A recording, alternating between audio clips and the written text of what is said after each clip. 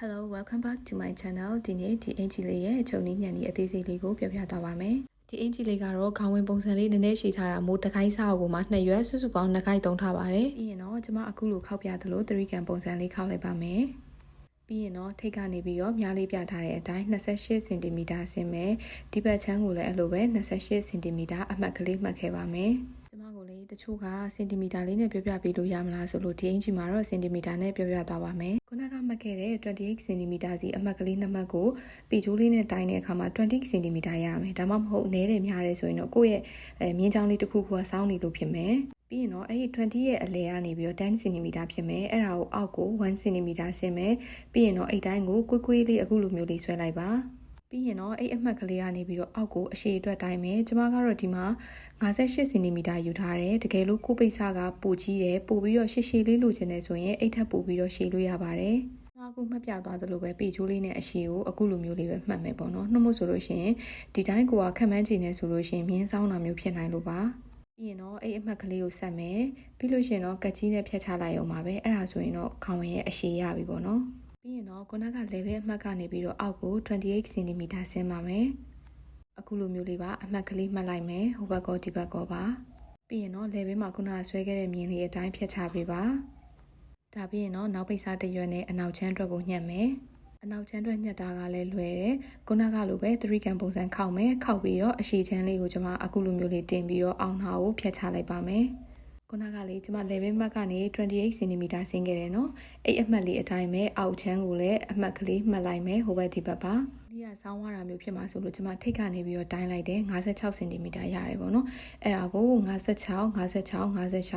တောက်လျှောက်တိုင်းသွားပြီးတော့မြင်းလေးတစ်ချောင်းဆွဲထားမယ်ကနေပြီးတော့မှအပေါ်ကို3 cm တက်ပေးပါအဲ့ဒါလည်းအဲ့လိုပဲ3 cm အဲ့လိုတွေပြောတာလေမြင်းလေးကကွေးတာတွေမညီတာတွေဖြစ်မှာဆိုလို့ပေါ့နော်အခုလိုအမှတ်ကလေးတွေမှတ်မယ်ပြီးရင်အဲ့ဒါလေးကိုဆက်ပြီးတော့ဖြတ်ချလိုက်ပါမယ်ဒါဆိုလို့ရှိရင်တော့အခုညှက်ချမယ်ညှက်ချလိုက်ရင်ဒီလိုမျိုးလေးရလာပါပြီဒါလေးကနောက်ချမ်းဖြစ်မယ်အဲ့ဒါကိုမှ1 cm တစ်ခါခောက်မယ်ပြီးရင်2 cm တစ်ခါခောက်ပြီးမိဘူးလေးချိုးပါမယ်ကျွန်မနမူနာလေးလုပ်ပြပေးမယ်နော်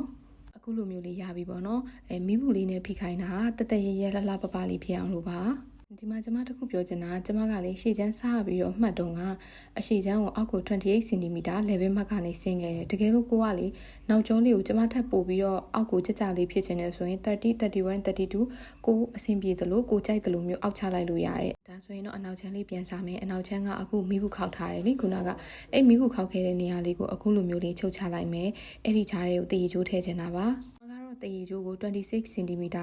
တုံးထားတယ်ဒီထဲမှာကိုကအခုထပ်ပို့ပြီးတော့မှ6လေးဆိုလို့ရှိရင် cm ပို့တိုးသွားလို့ရတယ်ဒါမှမဟုတ်ဒီထပ်ပို့ပြီးတော့ကြက်ကြက်ကလေးလိုချင်နေဆိုရင်10 cm ကိုထပ်လျှော်ပြီး9 cm 8 cm အဲ့လိုမျို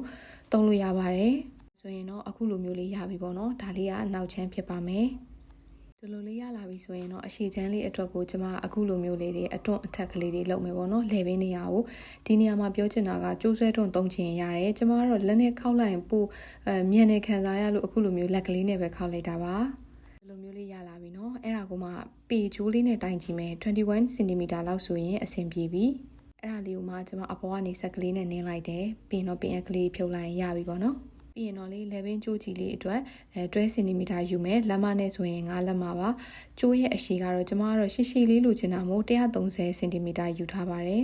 ပြီးရင်တော့အဲ့ဒါလေးကိုညှက်ချလိုက်မယ်ဒီမှာလဲကိုကလေကျမကျိုးကရှည်တယ်ကိုကနည်းနည်းလေးပိုတိုးချင်တယ်ဆိုရင် cm အတိုးအလျှော့လုပ်လို့ရတယ်အဲ့ဒါလေးကိုပြီးရင်အခုလိုလေးမိဘူးခောက်ထားပါမယ်ဟိုဘက်ကို1 cm ဒီဘက်ကို1 cm ပြီးတော့အခုလိုမျိုးထပ်ခောက်လေးခောက်လိုက်မယ်အဲ့မှာအသက်တင်5 cm ကျန်ရမယ်ကျမကျိုးပြား5 cm ပါထောင်လေးနှစ်ဘက်ကိုအခုလိုမျိုး1 cm စီနှစ်ခါခောက်မယ်အခုလိုမျိုးလေးပင်အကလေးနဲ့ထိန်းထားမယ်အပေါ်ပိုင်းလေးပဲเนาะဒီနေရာမှာလေကျမ1 cm နှစ်ခါခောက်တယ်ဆိုတာကျမကဓာတ်ဆက်မတုံးထားဘူးကျမဒီအိမ်မှာဓာတ်ဆက်မရှိနေလို့ပေါ့เนาะတကယ်လို့ကို့မှာဓာတ်ဆက်ရှိတဲ့သူဆိုလို့ရှိရင်เนาะဘေးနောက်ဓာတ်ဆက်လေးလိုက်ပြီးတော့1 cm ပဲခောက်ရင်လည်းအဆင်ပြေပါတယ်ပြီးရင်တော့လေလက်ဘေးမှာကျိုးလေးချီဖို့အတွက်ကိုခုနကကျမတို့ကျိုးပြားလေးခောက်ခဲ့တယ်เนาะအဲ့ဒါလေးကိုချုပ်ပြီးတော့အခုလိုမျိုးလေးအချုံလေးဖြစ်အောင်ဆွဲထုတ်ပေးပါဒီလိုလေးရလာပြီပေါ့เนาะအဲ့ဒါဆိုရင်တော့လေဘင်းကျိုးလေးစားတက်မယ်အမှကျိုးလေးကိုကျမလေးအလဲမှတ်ကလေးကိုကင်လိုက်တယ်ကင်ပြီးတော့မှဘယ်ဘက်ဖြစ်ဖြစ်ညာဘက်ဖြစ်ဖြစ်တစ်ဖက်ဖက်ကို7 cm ထွက်ပေးပါဘာလို့ဆိုတော့လေဖဲပြားကျိုးချီတဲ့အခါမှာဒုံးတီလေးမဟုတ်ဘဲနဲ့တစ်ဖက်ကလေးကိုနည်းနည်းရှည်ခြင်းလို့ပေါ့နော်ဒါမှမဟုတ်အတီလေးကြိုက်တဲ့သူကလည်းအလဲမှတ်ပြီးတော့တန်းပြီးတော့တက်လို့ရပါပြီ အဲ့ဒါပြီးရင်တော့ကိုရဲ့အရှိချမ်းလေးလေလေဘင်းလေးကိုလည်းအလဲမတ်မှတ်မယ်အဲ့ဒါခုနကကျွန်မမှတ်ထားတဲ့အမှတ်နဲ့အခုလိုမျိုးပင်ရကလေးတွေနဲ့ထိုးသွားပါမယ်ဒီမှာလေးလေဘင်းချိုးငုံချုပ်တာလေးနဲ့ပတ်သက်ပြီးတော့ပြောပြချင်တာကကျွန်မကိုအရှိဗီဒီယိုတုန်းကညီမလေးတယောက်ကလာမေးတယ်လေဘင်းနာတက်တာမရှင်းလို့ပေါ့နော်ဒါလေးကဘာနဲ့တူလဲဆိုရင်လေကျွန်မတို့ပတ်ထမိန်နေဂျိတ်ထမိန်နေမှာကပတ်ကျိုးတက်တယ်နော်အဲ့လိုပုံစံမျိုးလေးနဲ့ဆင်တူပါတယ်ခုနကလိုမျိုးတကြောင်တွဲပြီးရင်အခုလိုမျိုးအပေါ်ကနေပြီးတော့ငုံပြီးတော့တကြောင်ပတ်ချလဲဖိပါမယ်အမှလည်းလေအခုလိုမျိုးပင်အကလေးနဲ့အရင်ဆုံးယာထားပါဘာလို့ဆိုတော့လေထောင်းကနေပြီးတော့စားချုပ်လာမယ်ဆိုလို့ရှိရင်အိမ်နာရောက်လို့ရှိရင်ကျိုးကနည်းနည်းလိန်တာမျိုးတွေဖြစ်တတ်တယ်အဲ့တော့ကျမတို့ကအရင်ဆုံးပင်အကလေးနဲ့ထိမ့်မယ်ထိမ့်ပြီးတော့မှချုပ်ပေးပါ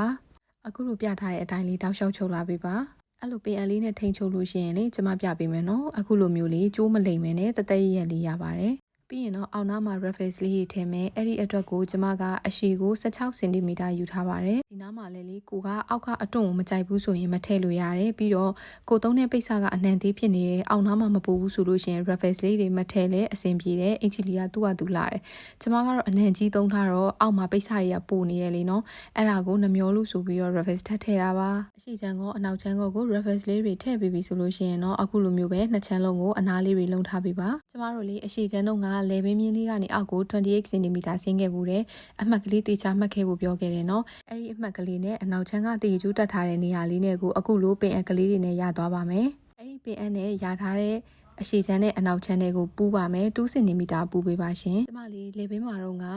ကျိုးလေးတက်ခံနေတော့လေ1 cm စီနှစ်ခါခောက်ခိုင်းခဲ့တယ်နော်အခုပြထားတဲ့နေရာလေးအဲ့ဒါဒီကိုအခုလိုမျိုးလေးစက်ကလေးနဲ့နင်းပေးပါ